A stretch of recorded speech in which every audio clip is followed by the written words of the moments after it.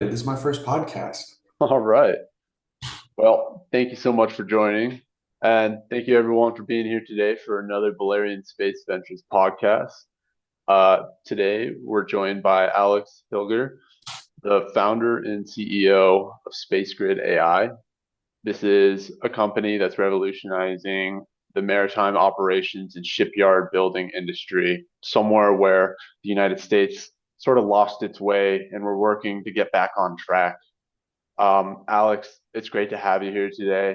Maybe to kick things off, you can start with the high level, explaining what this company does, the problem it's solving, and why it's so important. Sure. So, first off, thank you for having me. Excited to be here. Like I said before, this is my first podcast experience, so I'm excited to be doing it with you. Yeah, I mean, what is Space Grid AI? We're a company that's building a really, really high level of scheduling tool. And so we're built to really answer one question and one question only, and that's what goes where when in heavy industry manufacturing.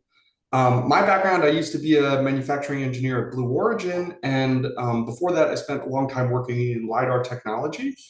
And as I was a manufacturing engineer at Blue, I worked on the New Glenn program, and I was very much on the execution side of the equation. So I was wearing steel toe boots and safety glasses every day, and my job was to write work orders, so take 3D models and write the instructions on how to actually assemble that assembly.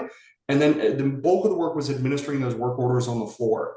And it's one thing to build out a schedule and have a Gantt chart in Primavera P6, Odoo, in Microsoft Projects, and to say, this is our burn down, this is our sequence of events, this is how we're going to build our rocket, or in the case of maritime, build our ship or repair our ship.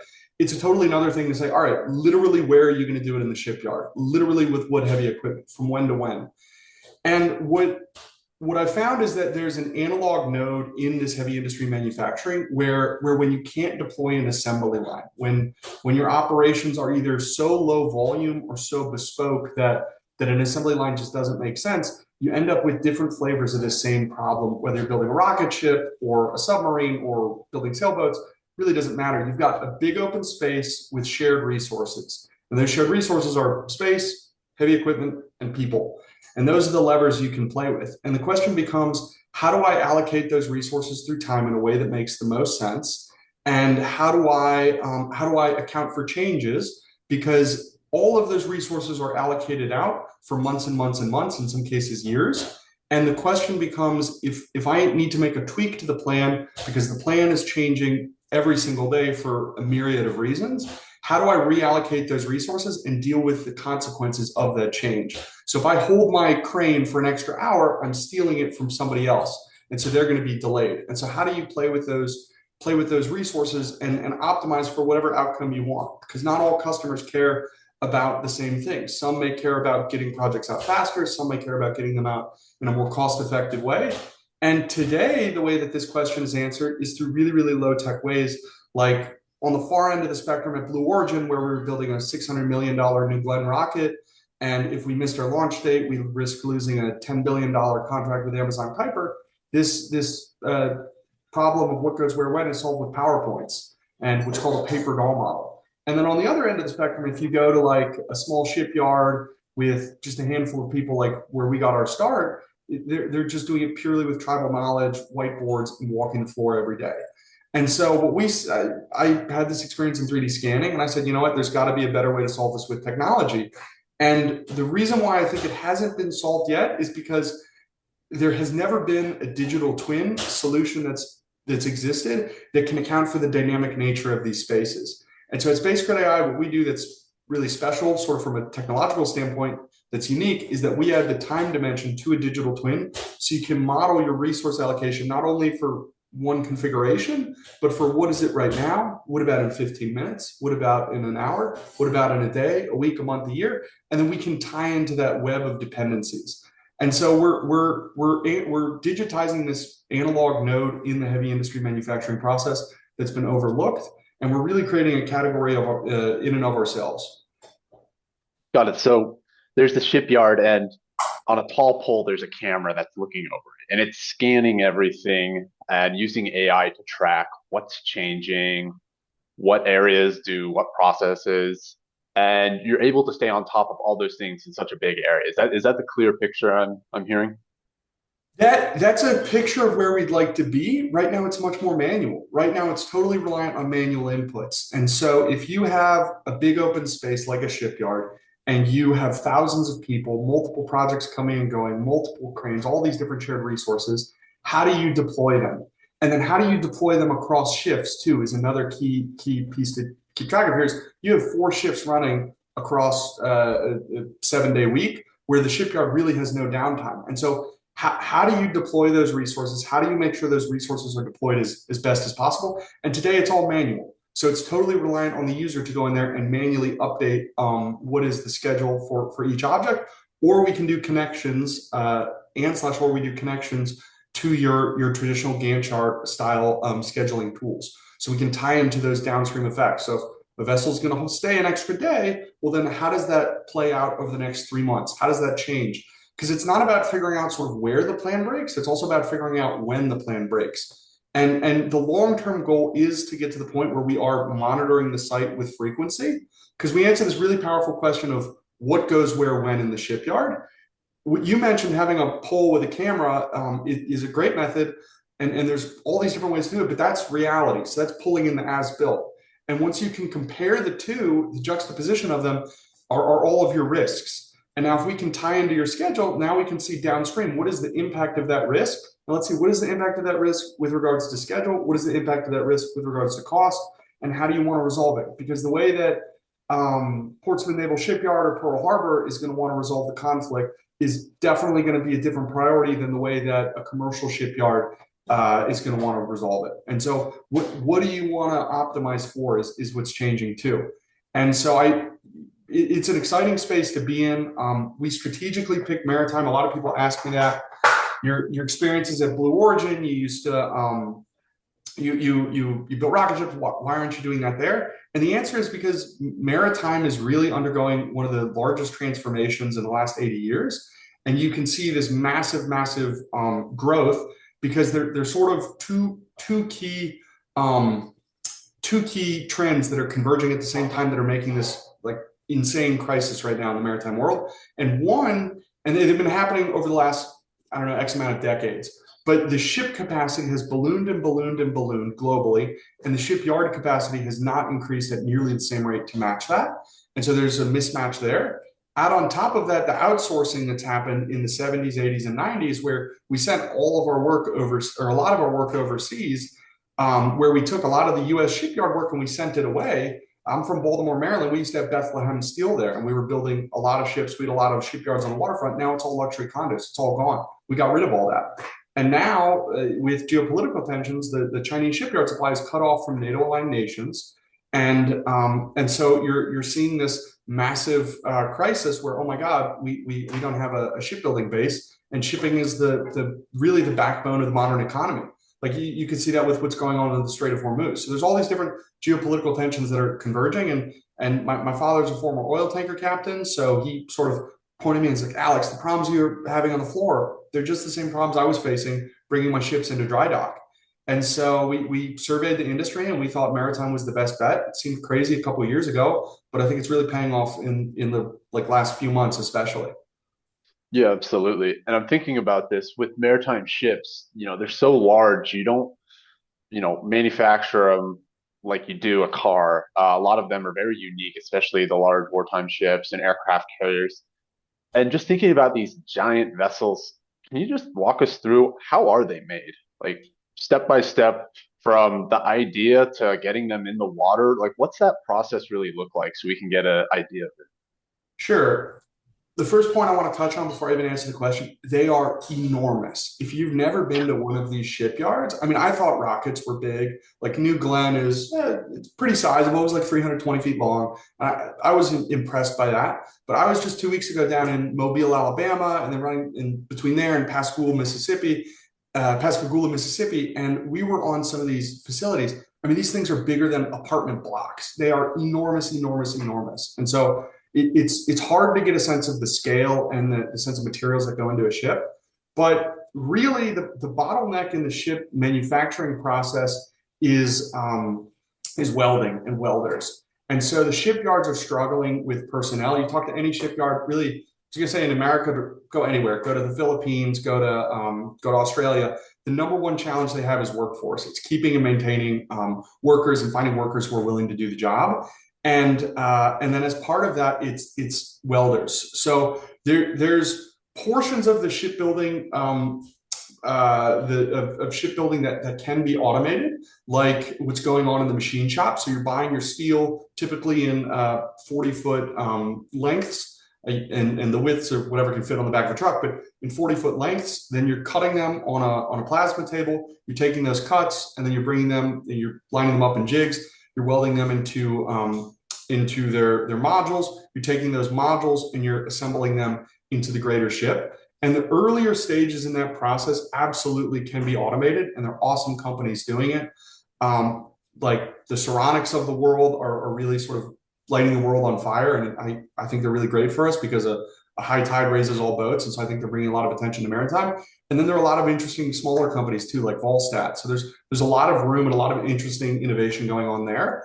But what we're focused on is much more on the final assembly portion. So once you're out of that machine shop and you're out of that sort of assembly line, or the portion you can make the most like an assembly line in the process, you've got these big pieces and you need to move them around. You need to allocate space. It's complicated. Running the equipment is very expensive, and it's optimizing for that. So you're starting with raw material, machine, you're cutting it to size, welding it into modules, bringing the modules together in either dry docks or on land, and then you're rolling them on rails or on SPMTs, which are just robotic modular little equipment movers that can pick up huge segments and drive them around. And then you're finally assembling the entire component, and then you're launching it into the water. And there are a whole bunch of ways you can do that. You can do it with a dry dock, you can do it with a ship lift, you can roll it in, if it's small enough, you can roll it in on these inflatable sort of, tubes, sort of, for lack of a better word. There's a bunch of different ways to do it. What we're focused on at Space Grid AI, we're an early stage company, is the ship maintenance and repair component of it, because it's a way easier problem and there are way less hurdles. Mainly, just if you think about it from like a first principles physics type standpoint, it's way simpler. The vessel shows up a certain size, it maneuvers its way around the shipyard, it's serviced a certain size, and then it leaves the shipyard that exact same size. And so you don't need to model all of the different modules and then have the modules consume into greater and greater assemblies until you have the finished piece. So it's a much more simpler problem to tackle. That being said, we certainly want to grow into new builds, but for right now, we're focused exclusively on ship maintenance and repair. And I see a question from the audience talking about Korean shipyards being the world's most efficient. Absolutely. And are they automated more, or is it the organizing the work that makes them so good? Like why is the Korean shipyards number one? What are they doing that others just aren't? Yeah, that's a really good question. You look at global shipbuilding capacity, and China's building a little over half the world's ship by gross tonnage. The Koreans are doing about half that. The Japanese are doing about half that, and then it falls off dramatically. And the Filipinos are building about 1%. And so what the Koreans are doing, it's a combination of factors. And honestly, the Italians are great shipbuilders as well. And it's more than just having automations. It's literally structuring the society, literally structuring the industry, structuring the infrastructure of the nation around shipbuilding in a way that we just are not doing. And I've had limited experiences with the Koreans. I met them when I was at Sea Aerospace. I met the guys over at Hanwha, and the Koreans absolutely are the best at it. But I can speak to the Italians, for example. I've spoken with Fincantieri. They're one of the largest defense primes in the maritime space. And they have a really high output in their shipyard in Italy. And then they've got other shipyards in the United States, and it's not one-to-one. They're not able to replicate that here in Wisconsin. And the reason for it is just that the society, the way that the Italians, the way that the government is structured, and the way that they've built all of their industry towards feeding that shipbuilding industry, it's just what we haven't done here, and we haven't had the political will to do it.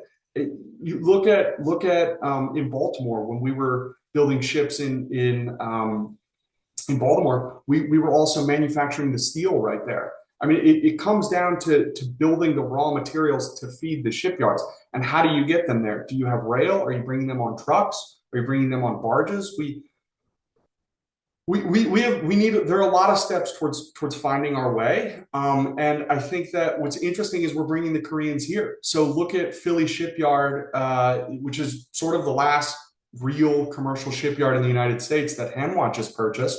It's built, it has a goal, or it had a goal previously to build 1.5 ships a year, and the Koreans have come in and they now have a goal by 2030. They want to be building 30 ships a year. And when you talk to the director, I spoke with the director of production there. He said, "What is the biggest bottleneck? It's the U.S. government. We need support from government to one, fill the orders so that way there are the ships to build, but then two, to build out the industry around the shipyard, because the shipyard doesn't exist in a vacuum. The shipyard requires immense resources. If you walk by these ships, they are enormous and they take enormous amounts of steel and effort and welders to put together. And so it's sort of a societal question. I think it's much bigger than automation. Automation can be a component of it, and that can help us, but it goes much deeper. And I think the Trump administration, for all of their faults, they are doing quite a lot to sort of shake up shipbuilding. So Pete Hegseth was just in Bath, Maine, or sorry, yeah, in Bath, Maine, at Bath Iron Works, General Dynamics facility, and he scared the shit out of all of them because he's walking around the facility saying, "Oh, the days of this are over." And so America needs a wake up call, and I think that the Strait of Hormuz is absolutely doing that. But we need to restructure much more than automation. Automation is not going to be the silver bullet that pulls us out of this. Absolutely not. And the next 5-10 years are going to be really telling, and we're in the very start of a boom. So it's been interesting from the fundraising perspective. Getting money from venture capitalists is one of the biggest pushbacks I got when I first started the company and started having conversations was, "Oh, we're not interested in maritime." And it's almost like you've seen a switch flipped in the last like 4 or 5 months, where I'm not getting that reason nearly as much. It feels like it's almost completely disappeared off the table. And so I feel like there is this reawakening. It started with this impetus from government. You're seeing it now in industry, and you're seeing venture capital sort of catch up. And so there's a lot that has to change. But the Koreans are, I think, a model example of where to go. The Chinese, the reason why they're winning so much is because they just throw bodies at the problem. They're areas where they have multiple shipyards. You can sort of call them one shipyard in China, but there are 195,000 people working there. So they just can throw manpower at it where the cost of labor is so low. And now that's all changing. But yeah, the state of shipping in America is quite abysmal right now, but it's exciting space to be in because it's so bad, it's on this come up. And for someone like me building technology in the space, like we found this analog wedge to get in, and there's nothing but white space in every single direction you look. And so there's huge opportunities to do a lot of innovative things, and not a lot of people have been thinking about shipbuilding. And can you go back and touch on the point of what Pete Hegseth was saying that scared everyone at the General Dynamics place? What was he talking about, and what was he referring to of like this is all going to change? So I can't go too deep into this because I do have Sure. inside information from friends in the industry, but essentially, and you can look, I'm not sure how much of this is public, but it is public that he did do a trip there. Essentially, just look at the numbers. What is General Dynamics' goal? What is their goal? 1.8 destroyers a year. That's a joke. That's pitiful. You look Not at enough. in World War II, I believe they were making one a day or one a week. The number was crazy. And yeah, the ships have gotten much more complicated, but we're also overpaying like you can't believe for the ships themselves. We have insane overages, and the complexities of the ships are really high. And I think to some degree, companies like Saronic are coming out and going, "You definitely don't need to build nearly as complicated a vessel. We can accomplish the same missions with a way cheaper vessel." And so that's one angle. But I think that ultimately a lot has to change with the culture. A lot has to change with the way we're doing procurement. A lot has to change with the red tape. There's a lot that has to change, and you see the Trump administration going in there and shaking that up. And so Right. I'm hopeful, but we'll see what sort of shakes out. And I don't want to go too deep into that. Sure. I see another question from the audience. Can you describe the technology, the software, hardware, and how it's deployed and implemented at the shipyard? Yeah. So what we're doing is I like to say my company is sort of at the intersection of three really neat technologies that I've spent my career sort of revolving around. One is GIS data. And so we have a platform that's able to accept any data format, totally agnostic to sort of where that comes from. And I'll get more into that. The next is spatial computing. And then the next is digital twins. And so we're this unique mix of those three. And what the GIS layer means that we have the entire world baked into our software from Google Earth. And you can go to our website and see it. And we've got the globe spinning around, and you can fly into any location. And we've got if it's in 3D, that's great. If it's in 2D, it's in 2D. But we've got the whole world baked in, and it's broken into what are called these tile sets. The tile sets can be popped out and replaced with any other geospatial data under the sun. So we go to customers who already have sonar surveys, who already have drone photogrammetry surveys, who already have terrestrial LiDAR surveys, who already have satellite drag bathymetry. There's all these different data formats. But at the end of the day, to us, it's just latitude, longitude, elevation. And so we can take any of these formats and mix and match them as we see fit, and we can insert them into the world, and they automatically line themselves up perfectly because it's all talking latitude, longitude, elevation. And so the first layer is, how do we get a cohesive view of your space, both your wet and dry working environment? For smaller, like super yacht shipyards we're working with, Google Earth data is good enough. We can just pop the tile out, clean it up a little, and put it back, and they're happy. For more complex, like big primes, they want to have interiors of buildings. They want to have complex sonar data. They want a lot more, and that's fine. We can accommodate that as well. But it's getting that data and getting set up with it, which we can do really, really quickly. The next step is sort of the digital twin aspect of it. And so they sort of merge together here, but we've got this now view of your real world heavy industry space. And then what we do is we add all the different elements for your particular space. So we add 3D models of all your heavy equipment. We have a clever method of using a service called Meshy. So it's AI generated meshes from images. So any vessel that's going to be coming to your shipyard, you can give us an image of it, and for like 40 cents, we can then generate a 3D model of that vessel. You just give us the scale, and we can insert it into the world. And then the secret sauce is really that time element. So with the time element in the software, you can then, with your space, with simple drag and drop, you can lay out your space exactly as it is right now. We always recommend starting with today. How is it laid out today? And then we have a timeline on the software that you just drag back and forth, and you're literally time traveling. So you drag it to 15 minutes from now. Okay, a fuel truck's going to come. All right, well, then they're going to need some space. So we'll mark them out of zone. And then in an hour, we're going to have a launch of a vessel. Okay, well, we'll get that vessel out. We'll stage it for launch, make sure we allocate the equipment. Then tomorrow at 7 a.m., we're going to have a vessel show up. And so that equipment can come, and you're modeling those operations out. We can make it more complicated then with integrations with those Gantt chart style softwares.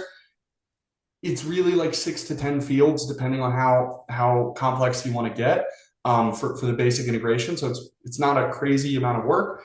And then we can create that bilateral sync between your normal Plano style software. But all in all, stand up is like a week to be conservative if it's just using Google Earth data, or it's as much as like a month or so if you're using a ton of different geospatial data. That makes sense. And then we can get you up and running. And remember, we're just taking this analog note of what you guys were doing already on a whiteboard, and we're moving it into a computer. And in your experience, when you've seen this work, how much faster does it really make the whole process? Like, how many ships could a shipyard that makes 10 produce 10 a year? How much could they make in a year if with your technology, really knowing all these ins and outs of their manufacturing process? Yeah, I mean, it's astounding. There is an insane well of efficiency that exists, and we're in the early stages. We're a pre-seed company. We're very much still figuring things out. And what I would say is the analogy is, if we're an oil and gas company, we would right now be doing exploration. We don't know how deep the well goes. We've done deployments at now much smaller shipyards, mainly in the super yacht space in the Florida area. And we were able to take hours and hours of work they were doing every single day and turn it just into minutes of work. We were able to win them multi-million-dollar jobs in minutes, where the captain calls the managing partner of the shipyard up and he goes, "Hey, I've got a 250-foot super yacht, needs to come in and needs to have paint work done with floating scaffolding. So it's going to make the footprint even bigger." And up until now, there had never been a super yacht that big at this particular shipyard. And so what we could do is you could just quickly pull up the digital twin. You could quickly drag and drop the model out the dimensions of the vessel, drop it into the world, see that it would fit, and with literally 3 screenshots from our software, they won a $4+ million job in less than 10 minutes that would have otherwise been lost. And so we have really exciting, promising results from the early stage deployments. But we just finished this next rebuild of our software, and we're about to onboard our first, a much larger enterprise customer literally on Monday next week. And so we are excited. Hopefully you'll have me back on. I can share what wonderful results we have. But I can tell you from experience as a manufacturing engineer at Blue, the larger your scale gets, the more savings you have. And that's how we're able to wow the executives at these different defense primes, because they know the efficiencies there. What I've found in my experience, especially at Blue Origin, is the plan does not break at 10 a.m. on a Monday very frequently, for whatever reason. The plan breaks at 2 a.m. on a Sunday or 2 a.m. on a Saturday way, way, way more frequently. And the way that the planning is done today with tribal knowledge, whiteboards, PowerPoint, is you break the plan, and then it happens late at night on an off shift, and then resources are withheld because one group has critical path.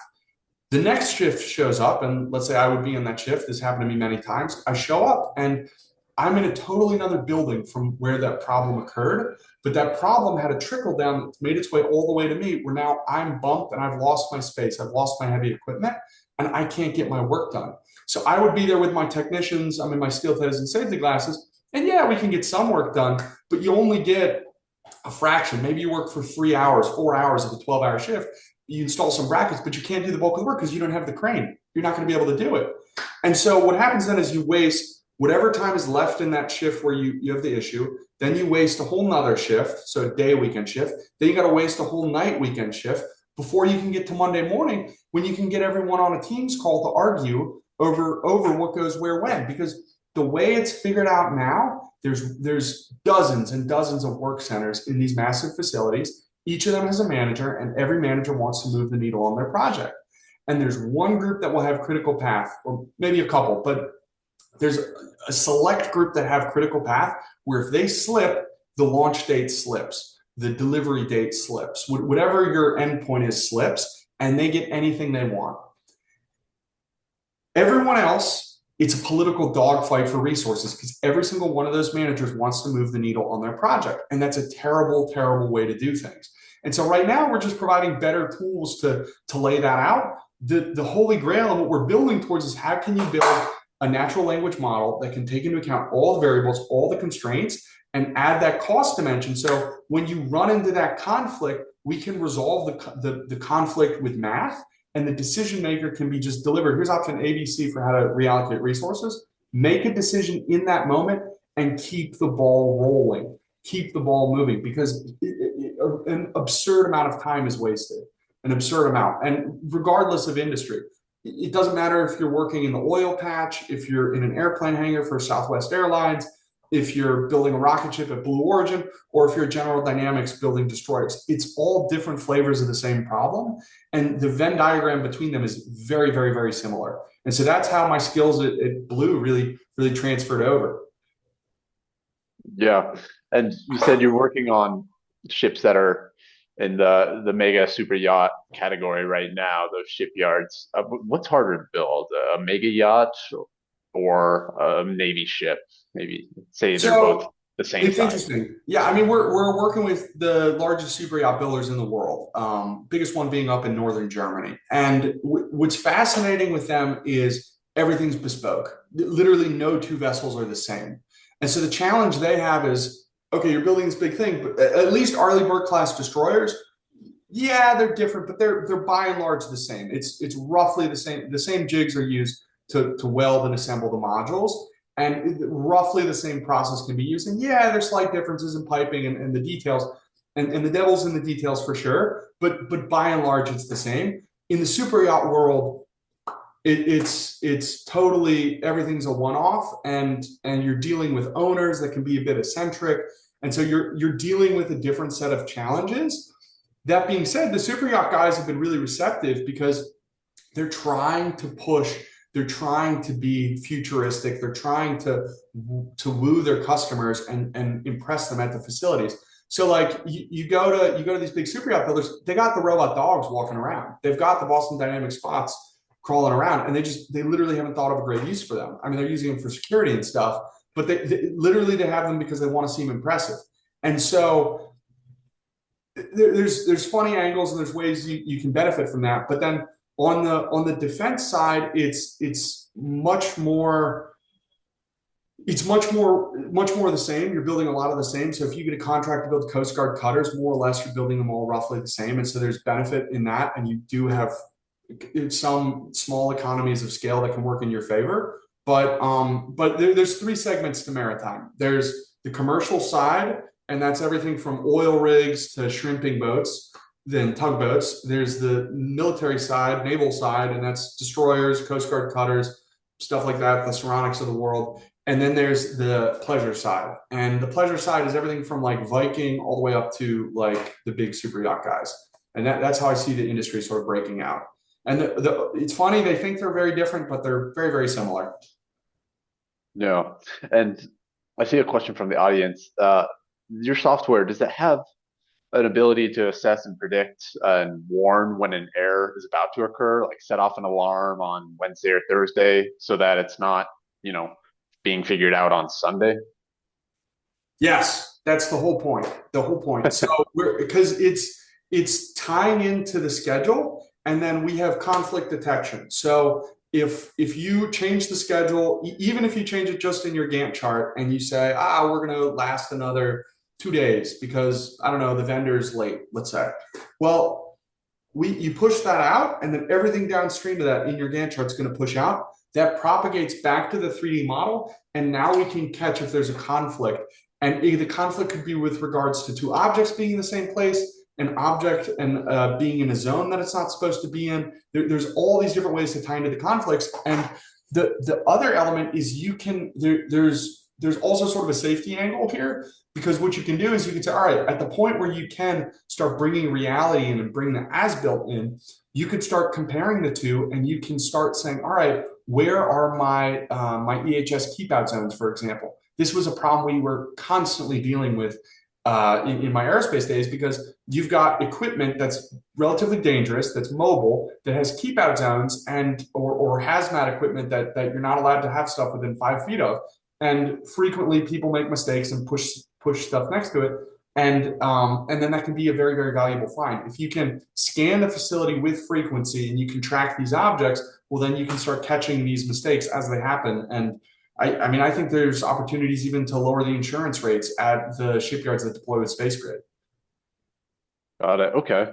And another question I see from the audience is, are you planning on focusing on shipyards, or are you also considering supporting the sub-tier suppliers, strategic outsourcing partners for General Dynamics and Huntington Industries?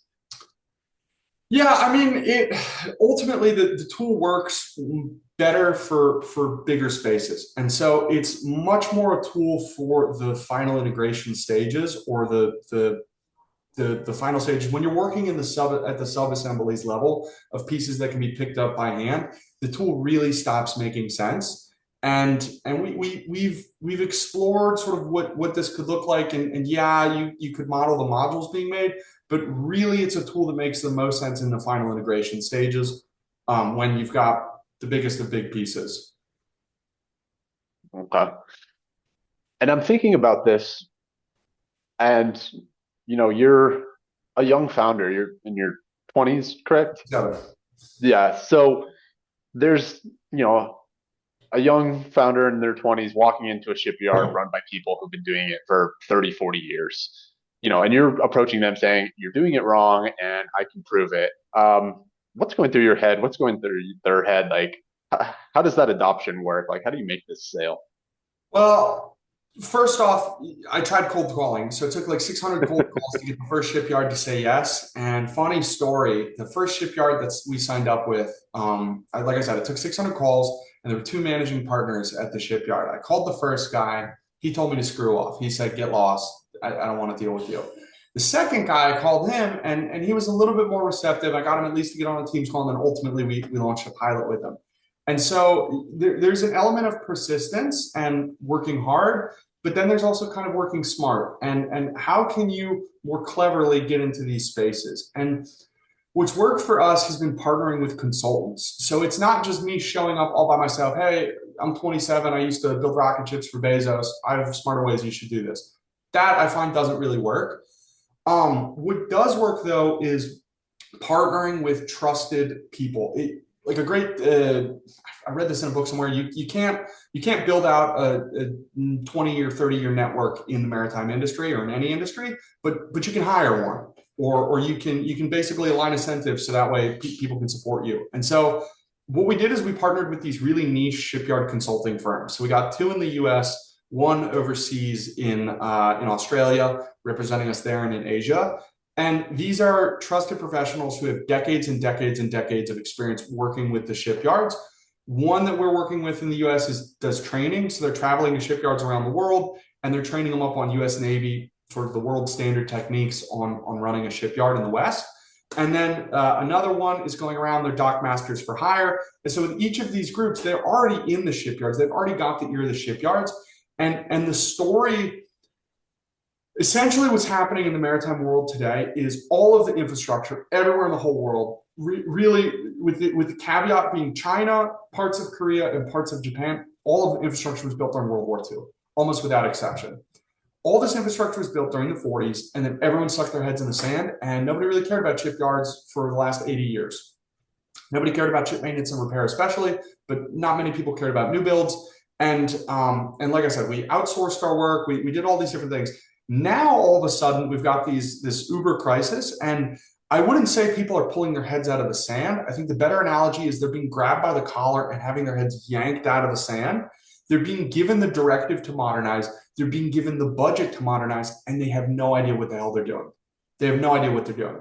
And so it's been for us what's worked is partnering with these trusted consultants who are already who already have these relationships. And then the shipyards are going, we're looking for digital twins, or we're looking to make the yard more efficient, or the board of directors has tasked us with how do we increase efficiency? And then the trusted partners can say, oh, well, then you should talk to the Space Grid guys. And so that's been a great way to get in. And by and large, what I have found is that when I come in, I'm not telling you a brand new way of doing things. I'm not saying here's a new way of thinking. I'm saying, look, show me the whiteboard where you're doing your planning now, which basically every yard has, or they use a physical model called a Ouija board. But show me how you're doing it now. Okay, now what if that was digitized and connected to your other systems? It's a bit of a no-brainer once we get in, and we don't have a ton of opposition. What we find is if there isn't a great fit, that can create an issue for us. Like we've walked into new build yards that we thought were doing maintenance and repair, and they're not doing any maintenance and repair. And we're not tooled right now to accept all the CAD models and handle all that. And so as a result, it's not a great fit. But when we make it into the new build yards, when we come in with these trusted sources, we found that that's really successful. And now what we're doing is partnering with infrastructure companies that are selling into industry. And so we've got a great partnership with a company called Bardex. They sell what are called ship lifts. Essentially, it's a platform that sinks in the water. You float a ship on it, and then with hydraulics and chains, they can lift the ship out the water, and you can either roll it on rails or roll it on SPMTs off and service it on the land. Way, way, way, way, way more efficient. And what's interesting is I think all of their customers ultimately should be all of our customers. And so we've made deals so that way we're able to give them a modified version of our software they can use as a sales tool. And then what we can do then is we can then go to trade shows, attend events with them, and really get involved in the sales cycle. Because all of these suppliers, they also know that everyone's looking for modernization and change. And so as a technology company, we can work with them and create partnerships where we allow them to position themselves as that modernization, because they're fighting contracts against their competitors, and any edge they can get, they're really, really happy to have. So there's a whole bunch of different things you can do to be clever to get in there. But I find that the shipyards typically vibe with me. I like them. I mean, I had a mustache for like the last 4 months, and so down in Alabama and Mississippi, I thought they liked it. I'm very much like a roll up your sleeves. Let's get into it. Be in the trenches type of guy. Like when I was a manufacturing engineer, I loved all my techs, and all my techs loved me, because all my engineering colleagues would hide up in their office and weren't on the floor. And I think that's one of the biggest problems in like by and large in engineering today is we've separated these two groups in the way that they really shouldn't be. And I could go on and on about all the problems in aerospace defense and whatnot, but I think that being on the floor, being there with your technicians is the best way to do it. And it's leadership sort of by example, being out there, if there's no AC, then there's no AC. I guess we're going to all sweat together. Not I'm going to go run off into the office. And so I think if you come with that mentality and you really vibe with the guys in the steel toes and safety glasses, they vibe with you. Nice. I like that. Another question I see from the audience. How do you view potential competition with companies such as Palantir and C3 AI? Is your offering competing directly with these companies, or is it something complementary?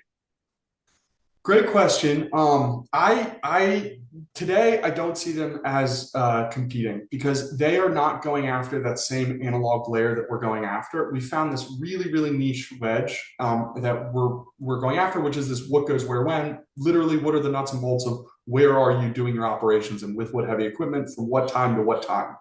And no one's really gone after that in a way that we are. I mean, I think Palantir's Ship OS, like they just had a $448 million, it's either 48 or $88 million contract they signed with the Navy.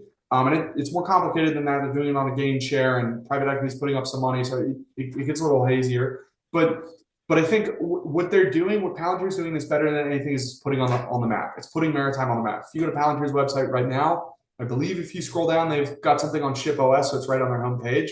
You can double check it was right at one point. It might have changed, but it's putting maritime on the forefront, and I think you can sort of see industry catching up. So I'm excited by it, and I really don't see them as competition. Palantir, if you're listening, I'll entertain offers. So maybe one day we'll sell out to them, but in the near term, I think that it's not a zero-sum game. I think that we can get out there, and I think what's really interesting in the question I've wrestled with a lot is defensibility, because that's tough. How do you do defensibility in today's day and age? Because in the era of Cursor, in the era of Claude, in the era of Replit, software, any software you want to make with a halfway smart team, you can whip together pretty quickly, and it'll be pretty good. And you can create patents, but there always are workarounds for those. I think that like the real defensibility today is yeah, you can build a natural language model and build that data set, and that's a great moat.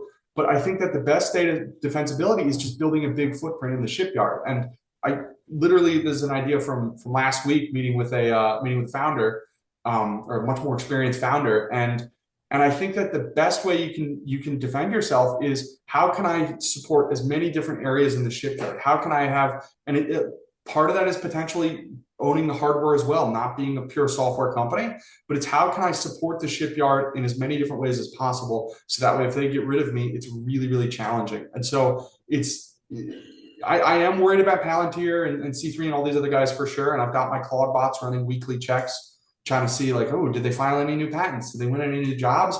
And so I'm definitely keeping my finger on the pulse. But today I'm not really worried about them, and I'm especially not worried about the big software incumbents. You look at this, like what is the ecosystem today? Really, regardless of industry, it's hyper consolidation. And so you look at the tech giants. It's Siemens, Dassault Systems, Hexagon, PTC, Autodesk, and a handful of others, and they essentially dominate the entire digital engineering software sales ecosystem. They're the biggest players by far. But as a result, like, because I've met with the CTO of one of those companies, I won't say which, and they're a multi-billion-dollar tech company. And he explained to me, like, at the scale they operate, they're not going after these niche little wedges like what we're going after, because they're just going to take a loss. They would take it as a loss because it wouldn't generate enough money quickly enough. And so the door is wide open for guys like me to come in with a solution, solve a specific problem, grow from there, potentially get acquired, potentially do something else. And so it's an exciting time to be in tech, and the game is the way it is. You can understand it different ways, and there's a really great opportunity today, especially in maritime. Absolutely. And I checked the Palantir website. You're right. It's the first thing on the page, the ship OS. Yeah, it's So pretty cool. I mean, they can take 160 hours of work and do it in 10 minutes. That makes so much sense. I'll tell you one other thing. Why did I quit my job at Blue? That seemed crazy at the time. I quit my job at Blue and got a job at Home Depot, working part-time while I experimented with, what's a way I can add the time dimension to a digital twin? It's because I think my job's not going to exist in much time. Like the job of a manufacturing engineer, here's a CAD model, write instructions on how to put it together, reading 13 different 70-page documents on specs, on torquing bolts and applying sealant. That job 1,000% is going to be done by AI. And so I saw the writing on the wall. We had hundreds of manufacturing engineers at the Kennedy Space Center. I think you could do it with like 10% of that. And I think you could do it almost today. They're not, let's say, speak ill on them, but I think that if they really wanted to, they could probably get away with a significantly reduced workforce. And so I just didn't see job security where I was. And I was like, all right, let's take the leap. sure. I see another question from the audience. One challenge legacy shipyards are running into is with developing work packages. To what extent can space grade AI be able to comprehend ship construction drawings and support work packages uh, and their developments? So that's a good question. I mean, we're not going down to the level of work order and work packages. There are a lot of other people fighting that out. And I would say that we're a complementary layer to that. And so once you can build your schedule out, we can integrate with it and we can support. But we're not going after that at all right now. I know some really exciting companies. In my opinion, one of the most exciting ones is a company called Colsera, Kolsera, and they have a really, really exciting product that can pull this off. And they're a spinoff from a shipyard, a big shipyard conglomerate. So I'll give a little shout out to them. Their founder's a nice guy I met at the International Workboat Show. But there are a lot of companies that are building products that are going after that. And I would say that we are just an extra layer in the entire puzzle that's complementary. And so maybe eventually we'll go after that, but let's solve what we're doing right now really well first. Sure. I'm thinking about this just in big picture of just, this problem that's so important that we need to solve. And we have Space Grid working on it. We have Palantir working on it. Everyone seems to be working on it. And we're putting a lot of effort into, gaining this back. And I'm just kind of wondering where things went wrong. If you had to pick one decision or decade where America lost the plot in maritime manufacturing, what would you point to first? Was it a policy thing? Was it strategy or culture? This is a good question. I mean, I think it's the outsourcing. It's when we sent all of our work overseas, and that I think it's broader than maritime. But if you look at, I mean, it's way before my time, but like probably as far back around the Reagan administration, once we started sending work overseas and we started replacing our shipyards with luxury condos when we stopped manufacturing steel in the United States. I think that like the one, some people are going to hate me in the maritime industry for this, but the one saving grace has been the Jones Act. And if you're not familiar with the Jones Act, it's a very controversial topic in the maritime industry. Essentially, what it says is that any ship transporting cargo or goods from one port to another port has to be built in the US, and that could be a barge or a ship. And so that's what's kept shipbuilding by and large, that's kept it alive on the commercial side.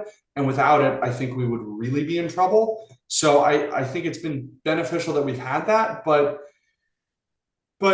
it's hard to say. I mean, there's a lot of things that have happened. I mean, you could point to we stopped sending people to be we started telling people to go to college and not to learn a trade. I think that is a huge part of it. I think that we now have too many office workers and not enough welders. And I think that it's yeah, I don't know. That's a tough question, but I think it's a combination of sort of those answers. Sure. And as I'm thinking United States versus China in maritime manufacturing, we've heard, all the things, you know, how much China has on scale of the amount of ships they can build. And on top of that, the ships they build, they have to be military ready. They have to go through a certain set of qualifications that make them a military ship. Um, that is a little bit of an uneasy fact because you ask the question why. Why are all these commercial ships that China's producing also capable of being military ships? What's your perspective on this, on the direction things are going geopolitically, and the best way we could react? Do we have to just focus on scaling up everything, or should we really focus on the defense side of things for commercial? It's a good question. Look at the United States Merchant Marine Academy. It was started because we needed more merchant mariners, and so I think that you can't only have a defense fleet because okay, great, you got the warship there. Well, and you've transported the jeeps there and whatnot. Where's the gas? Where's the food? There's like war is a game of logistics, and the merchant fleet is absolutely a part of that. I honestly, and this is stealing straight from my dad here, one of the biggest mistakes in the United States is that our merchant fleet did not adopt diesel technology fast enough. We decided to remain on the old steam technology, and the rest of the world transitioned to diesel, and our merchant fleet dwindled and is now almost all but disappeared. And so I think that you absolutely need to have um, a merchant fleet. I think that military it cannot be the end all to be all because it's I mean it's an inefficient way to use money. Like a military ship is way more expensive than a commercial ship.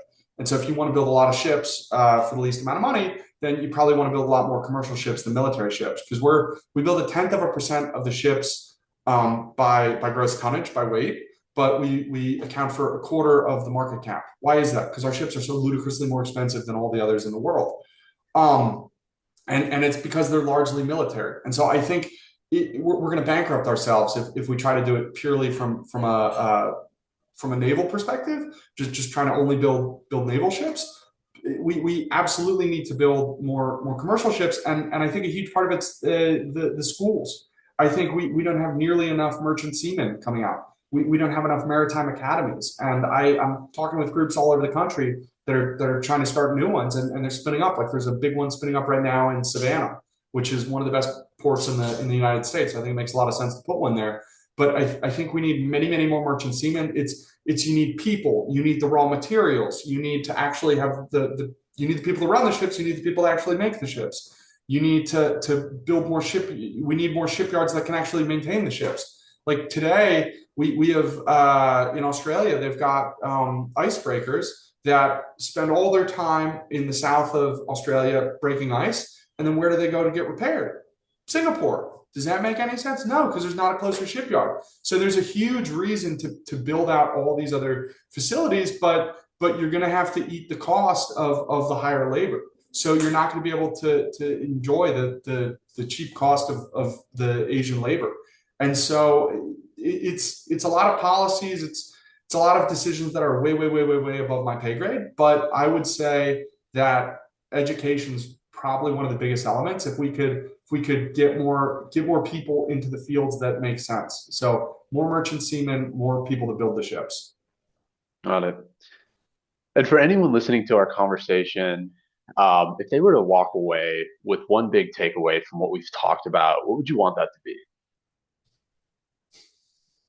Heavy industry manufacturing is ludicrously inefficient, and nobody thinks it can be efficient, or many people don't think it can be efficient. I disagree with that, and I think that there is radical efficiency left on the table, and I think that there is on the order of magnitude of the assembly line, introduction to the assembly line of an increase in capability left on the table that many people don't realize is there. And I think that we found a unique node to access at least a part of that. And yeah, I would make that the big takeaway. Got it. Well, Alex, this has been a fantastic conversation. I want to thank you so much for taking the time to join us today. Thank you, sir. Appreciate the time. This was fun. I'd love to do it again. Absolutely. I can't wait to see what you start doing close in the future and seeing how this whole industry starts changing. I'm excited. Come to a shipyard. I'll bring you out. We'll bring you to a shipyard. Let's talk. Let's talk. All All right. right. See you, sir. Thank you all. Take care.